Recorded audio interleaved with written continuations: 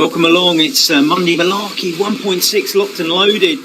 This is quite an exciting course with a couple of big lumps to go over. Apologies if you don't recognise the background today. There's been a real life cycling event in this very room that I'm in. The last rider's just finished and gone home, so I'm free to now concentrate on Monday Malarkey, and I've been looking forward to this all day. Sad news though that Alex Gold suddenly currently sitting third in the rankings. You can see there, saddle trunk rider. He will probably not ride tonight. He rode in our event today. Unfortunately, going down a hill quite fast, two riders in front crashed and he hit one of the riders. So I've got a feeling that he won't be riding tonight. He was here about half an hour ago. He's fitting well. A little bit of a scratch on the arm, but I don't think he's probably going to make the race now. He had intended to. I'm sure some of the West London riders won't be in tonight. Tim Humpton is the man to beat. Rob Miller from R3R is obviously the man most likely to catch him. With Alex Gold going missing today, Yep Snaver could sneak up into the podium places. Evan Oysenson, Tony Martin, Lake, Gordon Jackson, Clive Byam, Carl Alexander Persson, who's had some great results recently, and our very own Lee Perry, who wasn't here today, so he may well ride tonight. Let's see what happens. Now then, it's a very big week, and there's massive goings on. I mean, the world of online racing is absolutely amazing at the moment, isn't it? There's so much news going on, and one of the big events coming to the platform we're on at the moment, Indy Velo, which I think is one of the hot platforms going forward, is Chase the Yellow this week, and we can have some news of that later. Meanwhile, that's the course for Locked and Loaded. You just see there. You can see the profile at the top. There are two big lumps. The second one over the top in the middle of the island, which we went over last week, and the earlier one around about the lakes. So those two climbs are going to be decisive. It's only just over 12 kilometres though, so not the longest race we will do. I think the two climbs will determine the outcome. Let's see what the start line looks like. And as I say, I think there'll be a few riders from our crew missing today, and only 21 in, so that's not as big as usual, but we were expecting that. As I say, we've got our own in real life event here today at West London Cycling. So 9 seconds to go. 7, 6, 5, 4, 3, 2, 1, and off they go. Now it'll be a very, very fast start, I would expect, as we go off. I can see one West London jersey quite near the front. I would expect that to be Top Jimmy. A couple of riders off the front to the moment, and as they go through the arch. Looking from the front here now, Yep Snaver riding for R3R. Somebody's coming through now to take first position, but they jostle around a little bit. Dan Manalo, Top Jimmy in the West London kit, Zeb Norman in there, Morten Vang, Ludwig Karlberg, Jan van der Linden, Evan Ostenson for R3R, Tim Humpton in there, of course, Lee Louis leading the Ladies League at the moment, and Ludwig Karlsberg, Carl Anders Pettersson in there, as we'd expect. Some new riders in here too. Anders Ostergaard, we've seen before. Yep Snaver we'd expect to see in there. So Matt James too. And I think that's Thomas Bayon off the front. And Thomas riding for the Electric Spirit team. Now, the Electric Spirit team are quite dominant here. We are running a team's classification in the individual races, but we're not running it over the series as we get to grips with it. It is seemingly working. I'm pretty sure the teams thing is working as it's meant to now, but we're getting close to the end of this series. Only 3 races after this one, 4 races after this one, 10 in this series. When we start again in October, we'll go in earnest with the team's classification and others. Nevertheless, race 6. After this, we get the best of 6 classification coming into play as well. So obviously, the best of 6 will look the same after 6 races as does the general classification. Nevertheless, after the next race, it will start becoming significant. Matt James pulling away at the front now for Electric Spirit. They are quite between them and R3R. I think they are the dominant teams of this series so far. We have Ludwig Karlberg on his wheel, creating quite a big gap now back to the others. 6 seconds between these two and the rest. They're going up 6%. So this is the first of the climbs. And it's Ludwig Karlberg who's pulling away very strongly. I think Matt James was just trying to get an early lead on that hill rather than actually attack it. Just didn't want to lose too much ground. Ludwig, though, is absolutely attacking there. Now got a 5-second lead on the peloton, though. I get the impression the peloton are closing in and he's losing a little bit of steam. It looks visually like it's getting closer. It's hovering around that 5-second mark. And you can see somebody coming up there and catching up. These hills really do break everything up. See another rider in the red there just coming up, catching up. Meanwhile, there's a little bit of a split in the middle.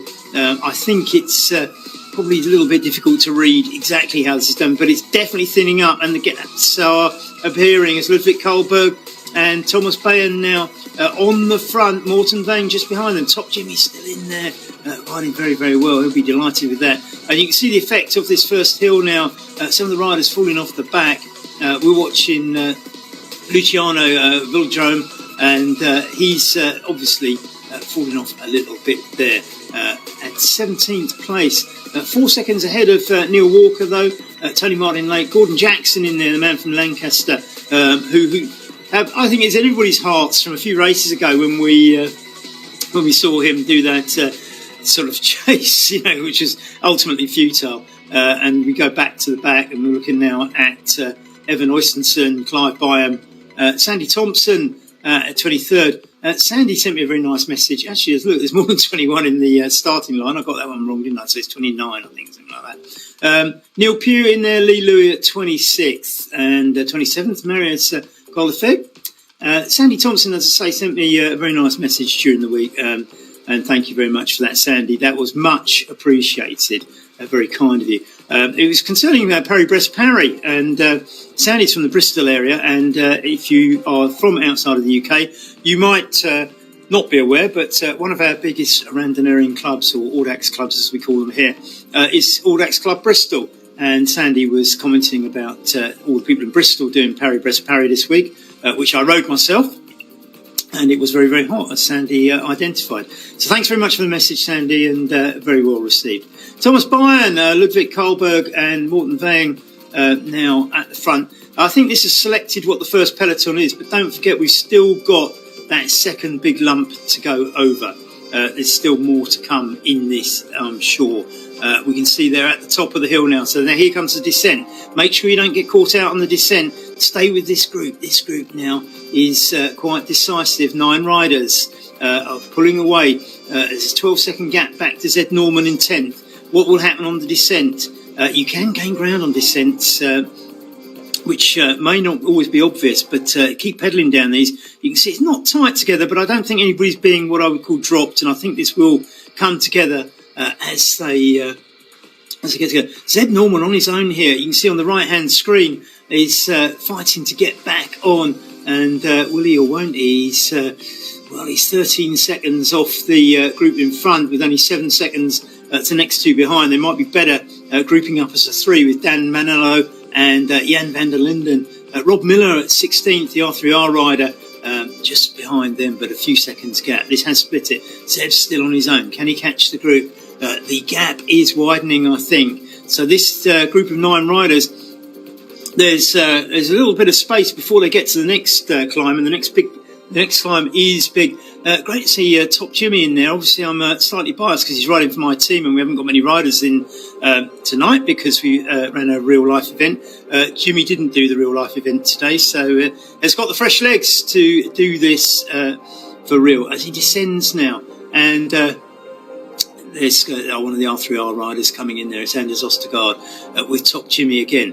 And a couple of other riders now joining them, Morten Vang and Tim Humpton.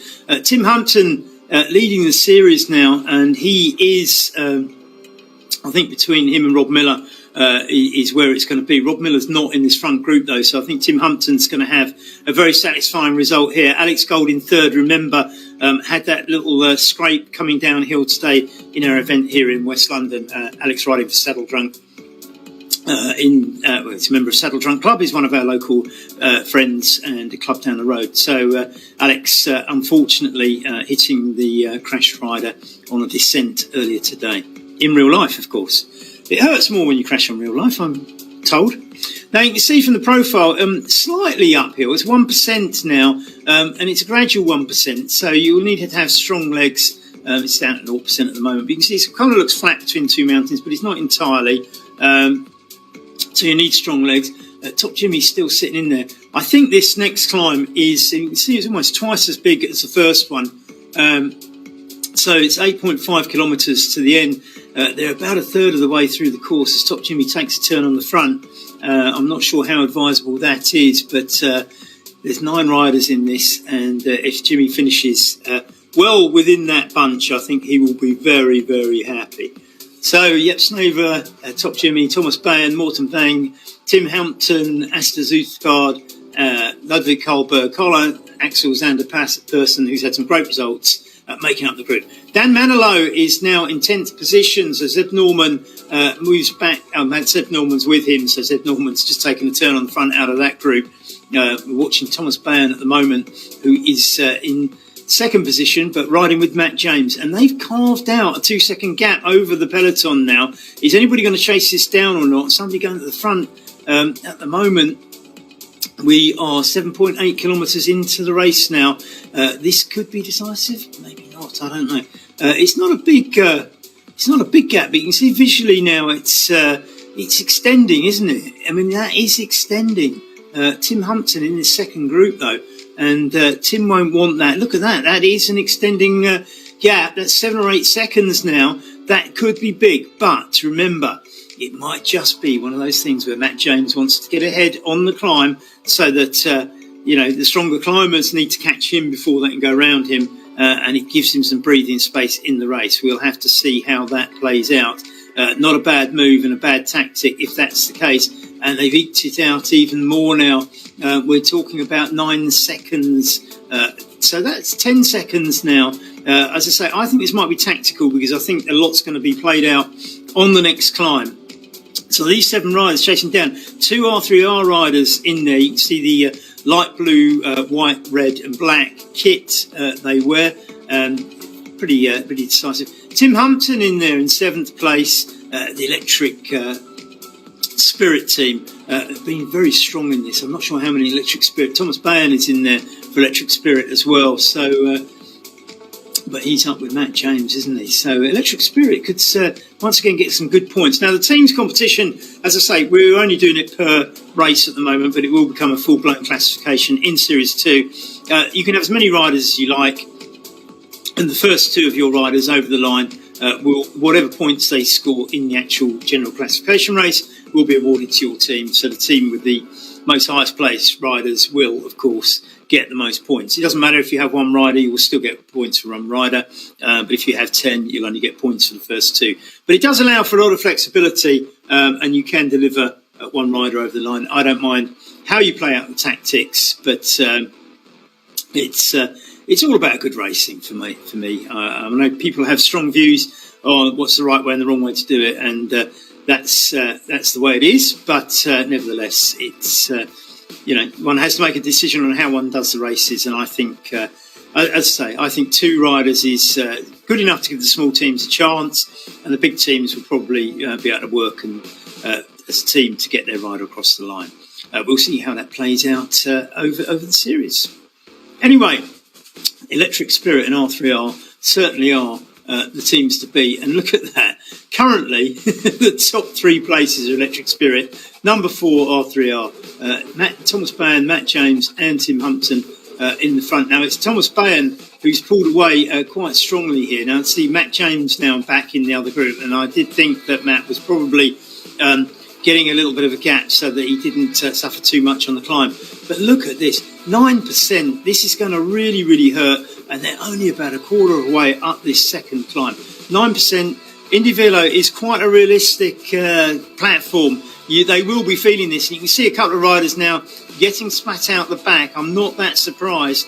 Still 8%. It's relentless.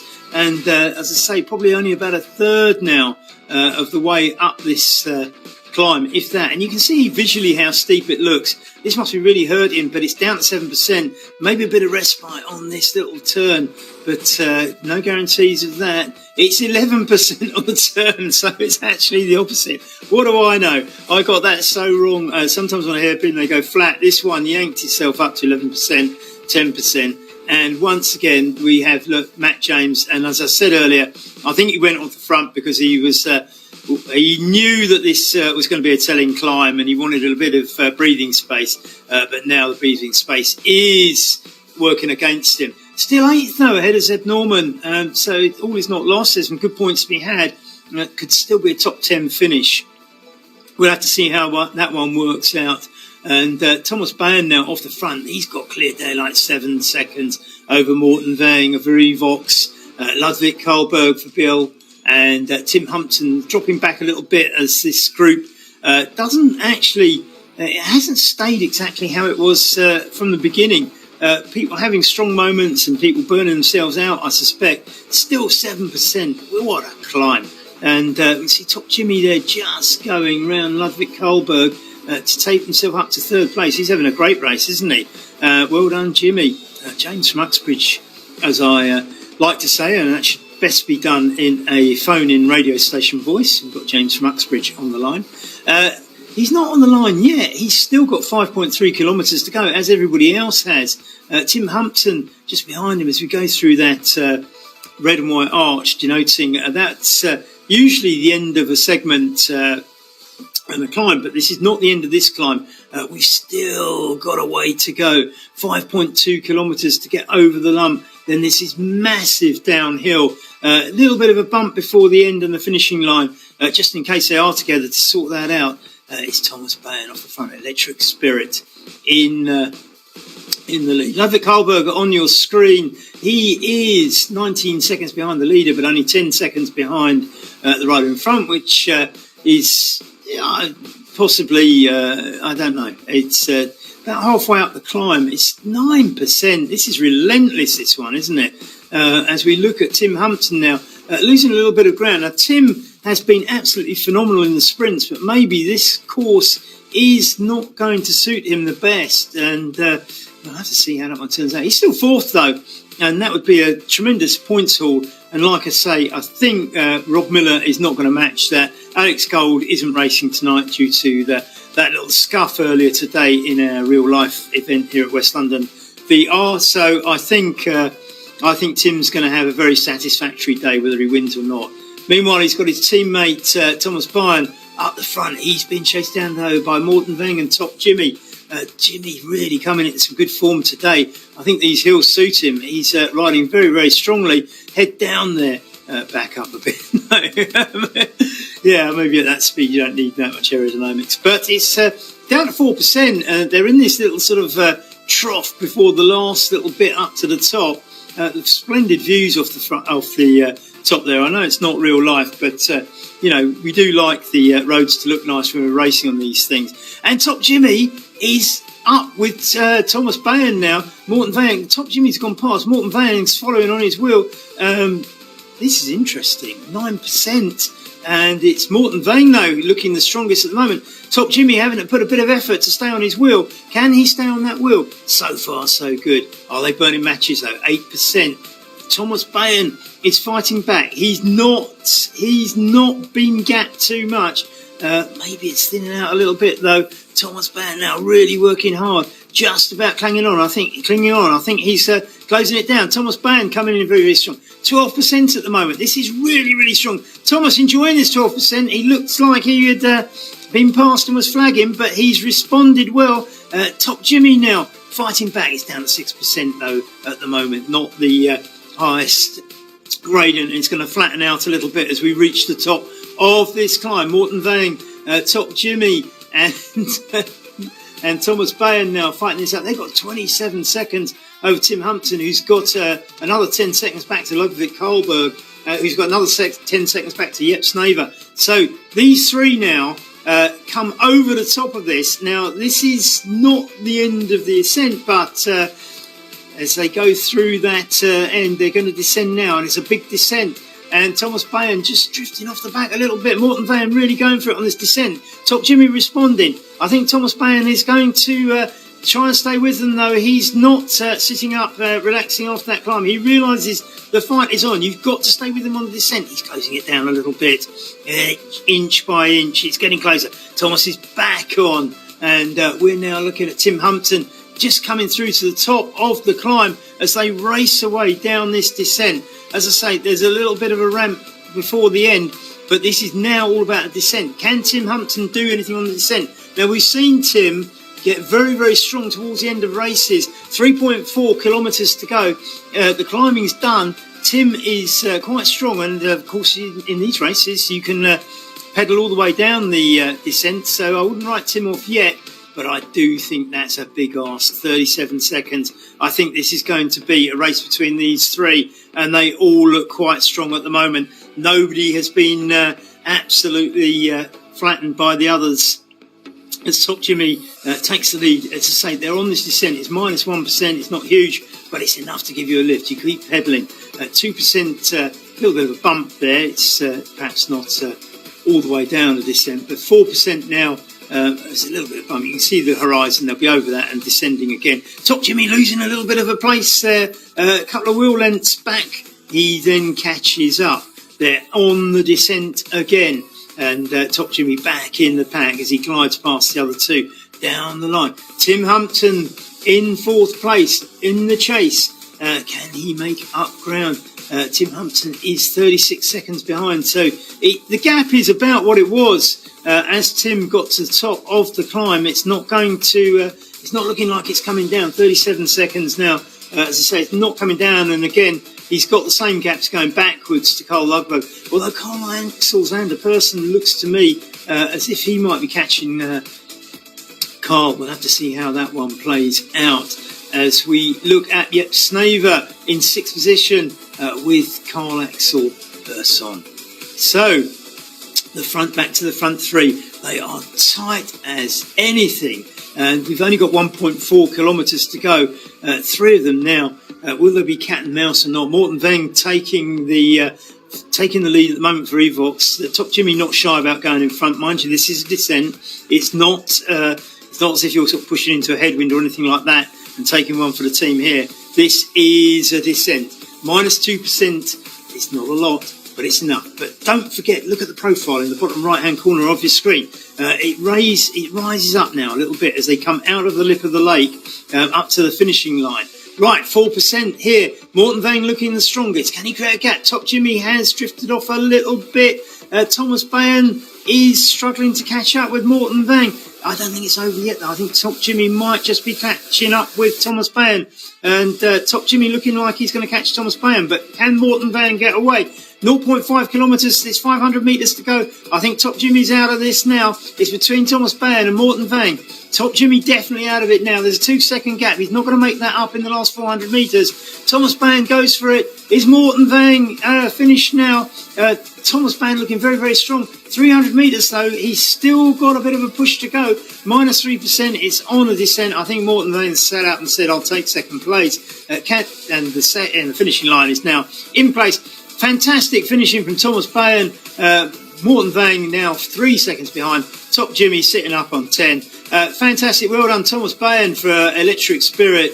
Morton Vang for Evox coming in third. I'm delighted with Top Jimmy riding for West London coming in third. Fantastic. Great stuff, guys. Ludwig Karlberg is behind Tim Hampton. There's Top Jimmy coming in. Tim Hampton will be next.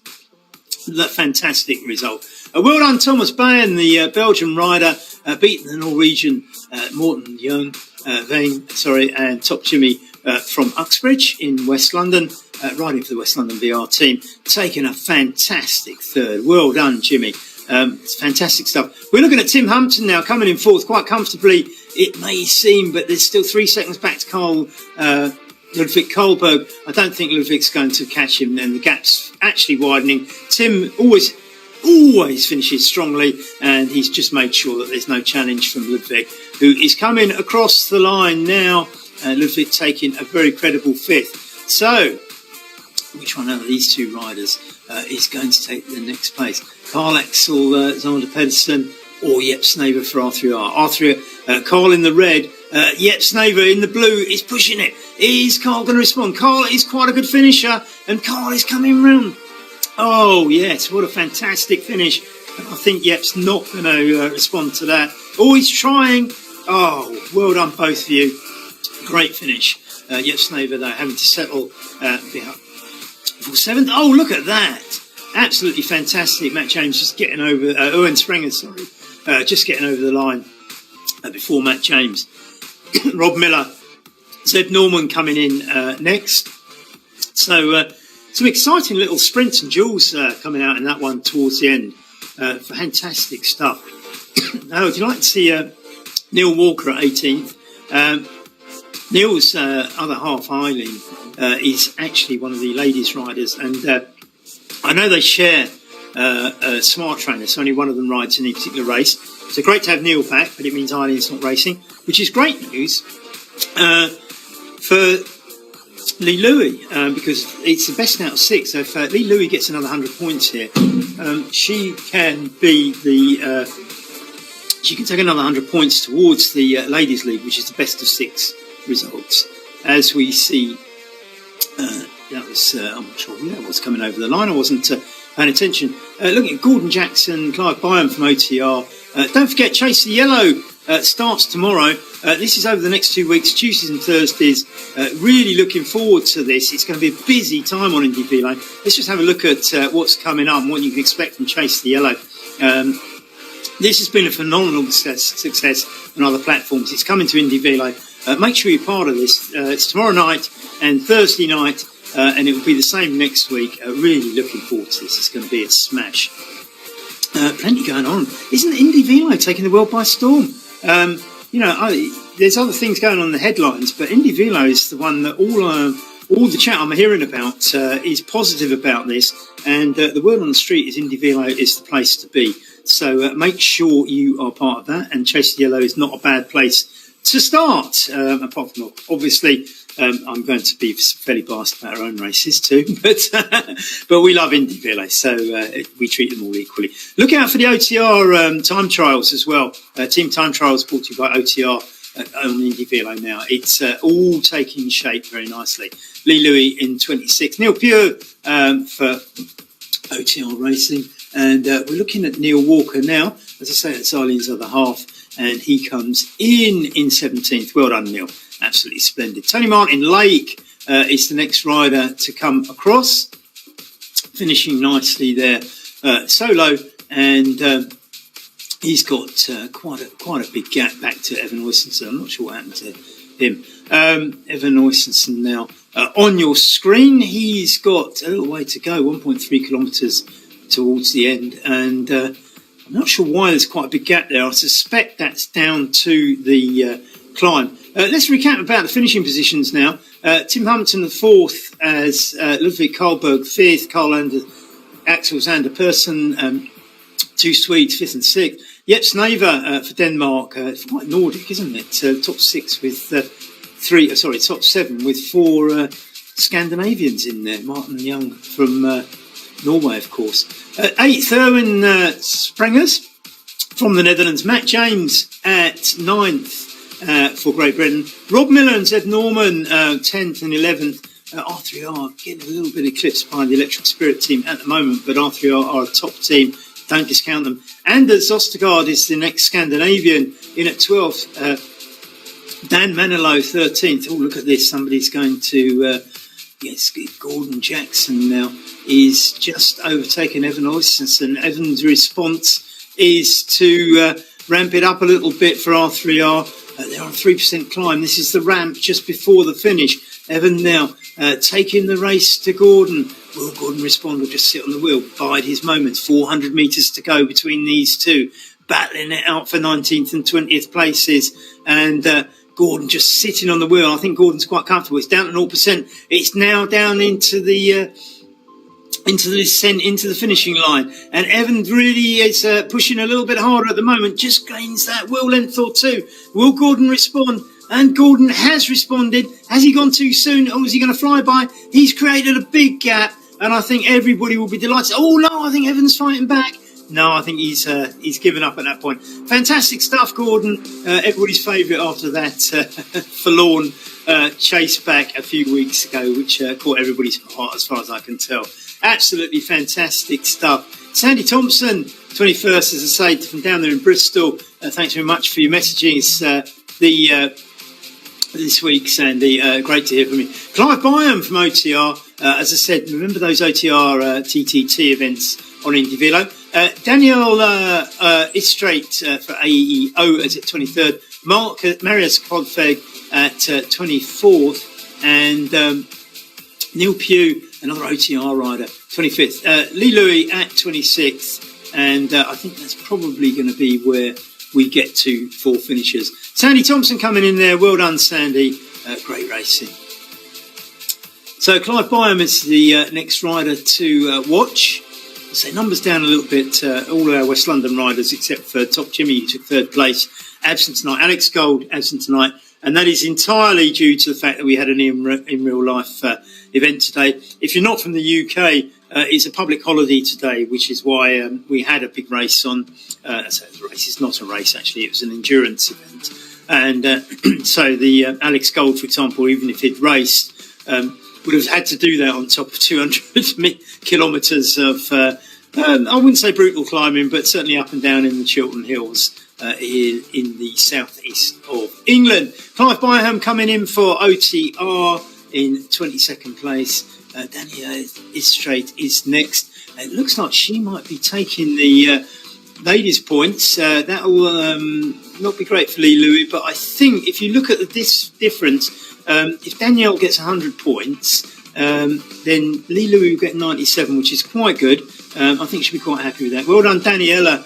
And slightly sort of just slowing down. You can see the effect of 5%.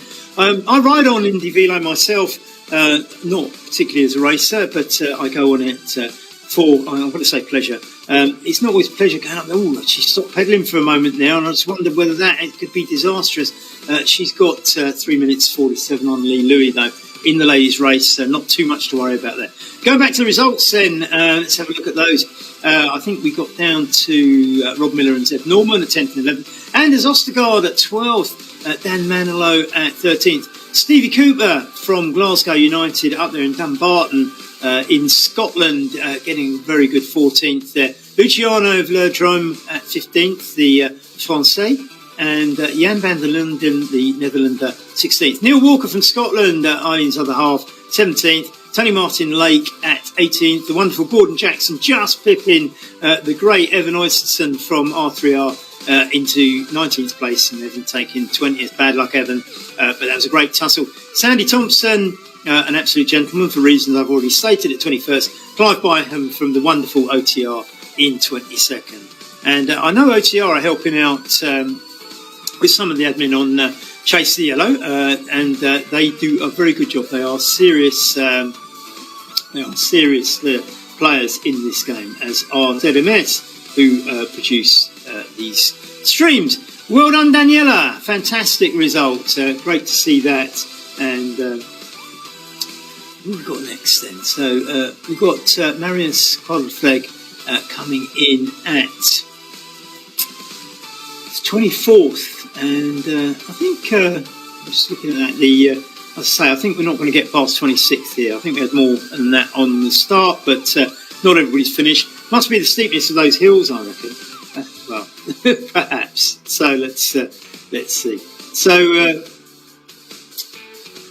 here we are. It's 800 metres to go, and some of the scenery here is great, isn't it? I gather there's. I have to say, I've been away for a couple of weeks. Not a couple of weeks, but over a week now. Right over in France, riding PVP, which is a non-stop, long-distance race, and I kind of rather been off the internet and things like that. But I did. You do scan what's going on, and I see a couple of new routes came out on Indy Velo, which I'm looking forward to trying out myself this week. If I can, I'll get on Chase the Yellow, of course, tomorrow. But nevertheless. It's I'm just our little WhatsApp group in the club. Top Jimmy is absolutely thrilled to bits with that result, and he's mentioned that he beat Tim Humpton, which I think shows just how much respect Tim Humpton gets. So I think Top Jimmy is absolutely elated. I'll have to pick up more of that from the group WhatsApp. This is our West London WhatsApp group. As I say, Top Jimmy absolutely over the moon with that result. Marius gold flag now with 300 metres to go as we go round the lakeside, and it's Neil Pugh still to come in and Lee Louis still to come in. So some fantastic finishing tonight, and you could argue that the hills do sort of change this. They do sort of break it up a little bit, but nevertheless, you still get these great little duels between the groups, don't you? And they're all fighting for points because your points are on your finishing position. It's not cumulative time in this series; it's on your finishing position in each race. It doesn't matter whether you're 1 metre or 100 metres behind the person in front; you will get 1 point less than them. So, if you are together, that wheel length could be that extra point in the series. We're watching Neil Pugh now. As he rolls home in 25th position. 26th, Lee Louis will keep her top of the Ladies' League for now, and we will see if Eileen Davison, how many races Eileen does. There's only 4 races left. I think Eileen has done 2, and it's a best of 6. If Eileen doesn't see Neil, you're going to have to let Eileen have to train her on Monday. So that might be the last we see of Neil Walker now, mightn't it? Anyway, it's Neil Pugh coming in now. Lots of Neils in the race, eh? So Neil taking a great 25th position. As I say, numbers down a little bit this week. There are reasons for that, and I'm sure we'll be back bouncing along with Monday Malarkey very, very soon. Lee Louis now coming in, the ladies' choice at the moment, and she's just catching up with what I assume might be a bot, actually. I'm not sure. Let's see what happens as she goes past. Yes, doesn't actually tell us, does it? So anyway, Lee Louis is coming up in 26th, and she got 500 metres to go as we look around. Yeah, as I say, the graphics of these lakes are fantastic. I know there's some new courses coming up. I think Indy Velo is going to grow and grow and grow. It's so intuitive and smooth, though, isn't it? I mean, it's just like you get on it and it just glides, the whole thing. Every time you sort of like try to do something, it just goes click, bang, you're there. It's proving to be very, very popular. And we're only at the embryonic stage, so, if it looks like this when it's just sort of testing itself out in beta, we all know how amazing Indy Velo potentially is, and I think it will be. High hopes for this. Now then, just 200 metres now for Lee Lewis. You can see the finish, and she drops down onto the drops to finish the race off.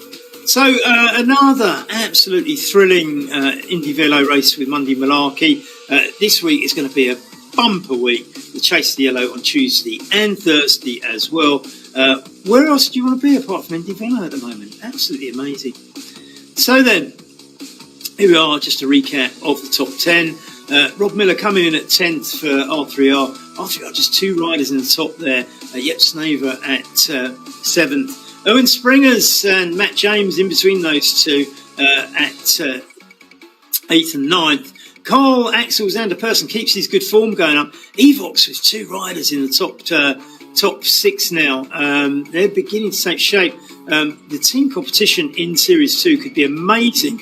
One of the reasons that we sort of slightly delayed doing it is just to allow teams to get their riders involved with it. But Electric Spirit, Evox and R3R looking like the teams to beat. CLS, they do probably could do with another couple of riders. Owen Springers looked like an early contender for the series, but then missed a couple of races. So CLS, just watch out for them. BL13, I think we've seen them for the first time. West London VR, my own team. I think that's the best position we've had. Well done, Top Jimmy. And I know you're absolutely beaming and bouncing around because I can see our WhatsApp group on my phone. Thank you very much, ZMS, for producing this. As ever, they are really the best broadcasters. Make sure if you're watching online racing, it's a ZMS production. Indy Velo, You are really, really, really building something big here. Thank you very much, everybody, for being part of this. I absolutely love this. Nevertheless, I've been organising an in real life race all day, and I think they might like me to go home soon, and I'll go and see the family. We'll see you next week, and of course, make sure you're on ZMS for the Chase the Yellow races tomorrow and Thursday. We'll see you soon. All the results and standings will be on westlondoncycling.com a little bit later. I don't know if I can actually get them up tonight because I've still got some cleaning up here to do at Race HQ, but they'll be on tomorrow, that's for sure.